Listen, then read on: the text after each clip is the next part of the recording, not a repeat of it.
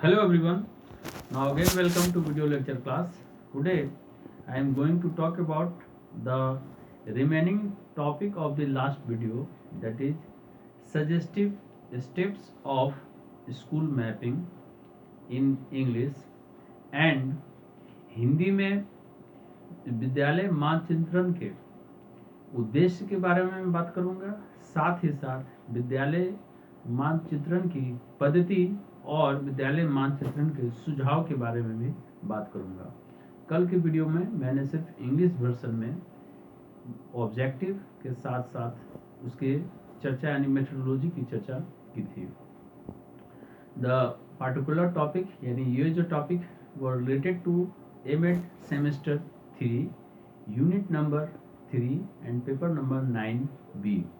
यह MEd semester 3 के अंतर्गत 9B में पेपर नंबर यानी 9B और paper number secondary and higher secondary education और यूनिट 3 में है। जैसा कि सुझाव की बात है कि किस तरह की चीज़ें होनी चाहिए, तो पूर्व में मैंने मेथोडोलॉजी की जो प्रक्रिया बताई थी कि किस प्रकार से विद्यालय मानचित्रण होना चाहिए। साथ ही साथ सुझाव भी आधार है, जिसको कि सुझाव टोटल 5 चरण में बताए गए हैं। कुछ महत्वपूर्ण सुझाव जिसकी चर्चा जिसकी जानकारी मैं आगे विस्तार से करने जा रहा हूँ, लेकिन ये स्पष्ट कर दूँ कि school mapping that means the suggestive steps of the school mapping helpful for the development of the education system and especially in rural area where school also required। जहाँ विद्यालय की आवश्यकता है, वैसे ग्रामीण या शिक्षा से वंचित क्षेत्र में जहाँ पर कि नहीं है, वहाँ पर इस प्रक्रिया के द्वारा स्कूल को विद्यालय को एस्टेब्लिश किया जा सकता है। साथ ही वैसे हैबिटेट वैसे बस्तियों का सर्वे जहाँ पर कि पता चल सके और संसाधनों की कमी न हो, इस पर जो है अच्छी तरह से इसमें काम किया जा सकता है और उसके संसाधनों की पूर्ति जो है वो की जा सकती है, ताकि डाटा के द्वारा जानकारी हो पाती है, सरकार को पता चल पाता है कि किस स्तर पर विद्यालय की व्यवस्था वहाँ पर करने की आवश्यकता है। मैं अब आपको और इसे विस्तार से बताने जा रहा हूँ। Now again welcome to video lecture class AMET semester 3 paper number 9B secondary and higher secondary education. Now the remaining video number 20, remaining points or facts of the video number 20. Now suggestive steps of school mapping. Following steps exercises may be done for mapping of all the habitats.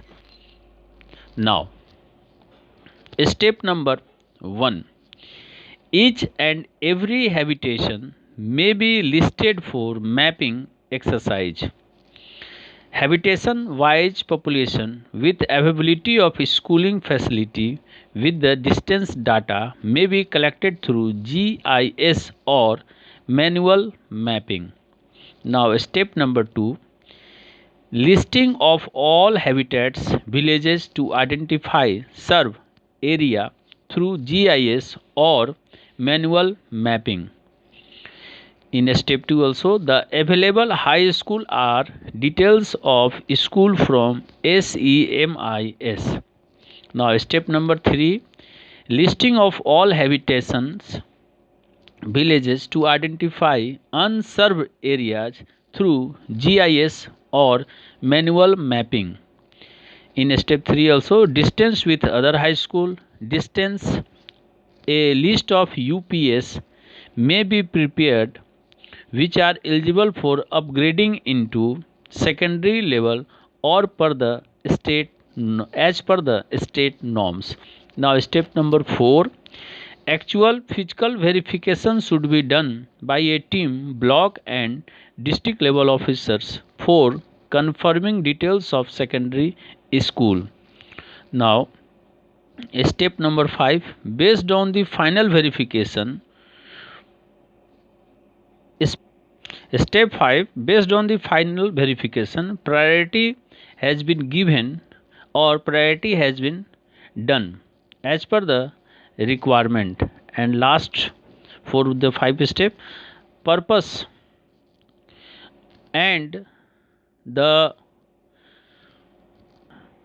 purpose and the proposed places for the school existing, especially in a particular area, for selecting the new schools. Now, अब मैं इन सभी चीज़ों को थोड़ा हिंदी में स्पष्ट कर दूं। स्कूल मानचित्रण के प्रमुख उद्देश्य। विद्यालय मानचित्रण तकनीक हमें सबसे पहचान करने में मदद करती है कि स्कूल या उनके विकल्प या अधिकतम संख्या के आधार पर विद्यालय की स्थापना या विद्यालय वहाँ पर लाभान्वित विद्यालय स्थापित वाले स्थान पर बच्चे लाभान्वित हो पा रहे हैं या नहीं। साथ ही साथ शैक्षणिक स्तर पर क्षेत्रीय असमानताओं को कम करने के लिए भी विद्यालय की स्थापना और विद्यालय का मानचित्रण अति आवश्यक है।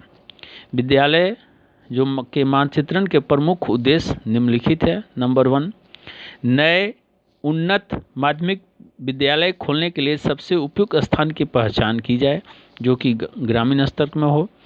दूसरा, नए विद्यालय के विकल्प खोलने के लिए सबसे उपयुक्त स्थान की व्यवस्था करना। नेक्स्ट, औपचारिक स्कूल के लिए विकल्प खोलने के लिए औपचारिक स्कूल की व्यवस्था और साथ ही साथ उसके विकल्प के लिए स्थान की पहचान करना।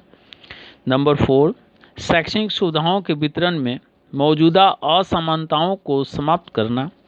और नंबर 5, शैक्षिक अवसरों की समानता बनाने का प्रयास करना। नौ, अब मैं स्कूल मानचित्रण की पद्धति की बात करता हूँ। विद्यालय मैपिंग में निम्नलिखित चरण या निम्नलिखित पद्धति इस प्रकार शामिल है। नंबर 1, मानदंडों के मानकों और जल ग्रहण क्षेत्र की विशिष्टता। सेकेंड पॉइंट, शैक्षिक सुविधाओं का निदान। शैक्षिक सुविधाओं का निदान। तीसरा, भविष्य की बाल आबादी का प्रोजेक्शन, यानी बच्चों की जो आबादी होगी उसके बारे में प्रोजेक्शन यानी तय करना, निर्धारण करना। नंबर 4, स्कूलों का स्थान तय करना। नंबर 5, विद्यालयों में आवश्यकताओं या सुविधाओं का आकलन करना। नंबर 6, वित्तीय संसाधनों की आवश्यकताओं का अनुमान लगाना। और नंबर 7, वित्तीय के अनुसार स्कूलों में मूल्यांकन की आवश्यकताओं सुविधाओं को प्राथमिकता के आधार पर संसाधन उपलब्ध कराना। अब मैं एक एक करके थोड़ा स्पष्ट कर दूं। नंबर 1, मानदंडों के मानकों और जल ग्रहण क्षेत्र की विशेषता। नए स्कूल खोलने के लिए मानदंड किस प्रकार के होने चाहिए उसके बारे में विचार करना। दूरी, जनसंख्या, कठिन क्षेत्र। नेक्स्ट, शिक्षक के लिए मानदंड का निर्धारण होना अति आवश्यक है। सेकंड में, शैक्षिक सुविधाओं का निदान। चयनित क्षेत्र या क्षेत्र के स्कूलों में मौजूदा शैक्षिक सुविधाओं का आकलन करना। स्कूल की विशिष्ट योजना तैयार करने के लिए आवश्यक जानकारी उपयोगी है। अतः साक्षरता दर, नामांकन का दर, ड्रॉप आउट की स्थिति, शिक्षकों की संख्या, शिक्षक शिष्य अनुपात, भवन और उसकी संरचना सुविधाएं, ब्लैक बोर्ड, पानी, शौचालय, बिजली और खेल का मैदान के बारे में व्यवस्था करना या इत्यादि के बारे में सोचना, विचार करना। अब नंबर 3, भविष्य की बाल आबादी का प्रोजेक्शन। जिन बच्चों को दाखिला लेना है उनकी संख्या का आकलन करना। यदि जल ग्रहण क्षेत्र में बाल जनसंख्या के प्रक्षेपण पर आधारित व्यवस्था को देखना, यानी जल ग्रहण कहने का तात्पर्य है कि वैसी क्षेत्र जहाँ पर कि सभी चीज़ें अनुकूल हों, सिर्फ जल यानी पानी के आधार पर नहीं बल्कि जल ग्रहण का आधार हो गया कि सामान्य तौर पर अनुकूल व्यवस्था हो। इसके लाभ क्या क्या हैं? नए विद्यालय को खोलने के लिए या औपचारिक रूप से अन्य विकल्पों को जानने के बारे में सोचना। साथ ही साथ अपग्रेड किए जाने वाले विद्यालयों या स्कूलों की संख्या को जानना और शिक्षकों की संख्या की आवश्यकता के बारे में भी जान पाएंगे। नंबर 4, विद्यालयों का स्थान तय करना। प्राधिकरण द्वारा यानी अथॉरिटी द्वारा निर्दिष्ट मानदंडों के आधार पर तय करना। विद्यालय मानचित्रण व्यायाम स्कूलों के और साथ ही साथ हर तरह की व्यवस्था के बारे में विचार करना ताकि उस पर डिसीजन जो है जल्द से जल्द लिया जा सके। शिक्षा अधिकारियों, ग्रामीणों और इंजीनियरों के परामर्श से भी विद्यालय का स्थान को तय करना।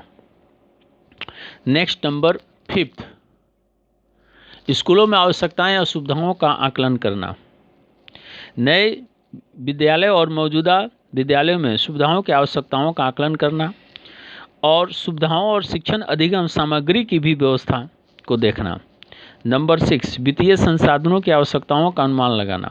सुविधाओं की आवश्यकताओं के आधार पर, यानी जो सुविधाएं हैं जिसकी आवश्यकता वहाँ पर है उसके आधार पर उसके लागत का अनुमान लगाना, साथ ही साथ उसका प्रस्ताव भी तैयार करना। और लास्ट में नंबर 7, वित्तीय आवश्यकता के अनुसार स्कूलों में मूल्यांकन की आवश्यकता और सुविधाओं को प्राथमिकता देना। प्रत्येक वर्ष के लिए उपलब्ध बजट के आधार पर प्रस्ताव बनाना और आवश्यकताएं के अनुसार जिस प्रकार की सुविधाएं हो सके उसको प्राथमिकता देना और संसाधनों की व्यवस्था करना। अब नेक्स्ट स्टेप में विद्यालय मैपिंग के लिए दिए गए कुछ सुझाव। सभी बस्तियों में विद्यालय मानचित्रण निम्नलिखित आधार पर कुछ विद्यालय मानचित्रण के लिए कुछ सुझाव दिए जा रहे हैं। नंबर 1, चरण यानी प्रथम जो आधार है, प्रथम जो स्टेप है, प्रत्येक विद्यालय यानी विद्यालय का मानचित्रण एक सूचीबद्ध तरीके से उसे तैयार किया जाए। दूसरा, दूरी एक विद्यालय से दूसरे की बारे में उसकी डेटा उपलब्ध कराई जाए। साथ ही साथ GIS के द्वारा उसकी डिस्टेंस को आधार बनाया जाए। दूसरा चरण, GIS के द्वारा सेवा क्षेत्र की, यानी जहाँ पर यह विद्यालय स्थापित हो रहा है उसकी पहचान की जाए और गांव में उसकी मानचित्रण यानी गांवों में सूचीबद्ध किया जाए कि कहाँ पर विद्यालय है। ACMIS से उपलब्ध जानकारी के अनुसार हाई स्कूल और उसके स्कूल का विवरण देखा जाए और उसे उसके जानकारी को एकत्र किया जाए। तीसरा चरण, GIS के द्वारा गैर क्षेत्र वाले जिस गांव में विद्यालय नहीं है उसकी पहचान करना और साथ ही साथ गांवों की सूची बनाना जहां पर कि विद्यालय नहीं है और जो विद्यालय हैं उन्हें उच्च प्राथमिक स्तर पर उसको अपग्रेड करने के बारे में विचार करना और उच्च प्राथमिक विद्यालय से हाई स्कूल की दूरी का जो है जानकारी रखना और उसके बारे में रिपोर्ट तैयार करना।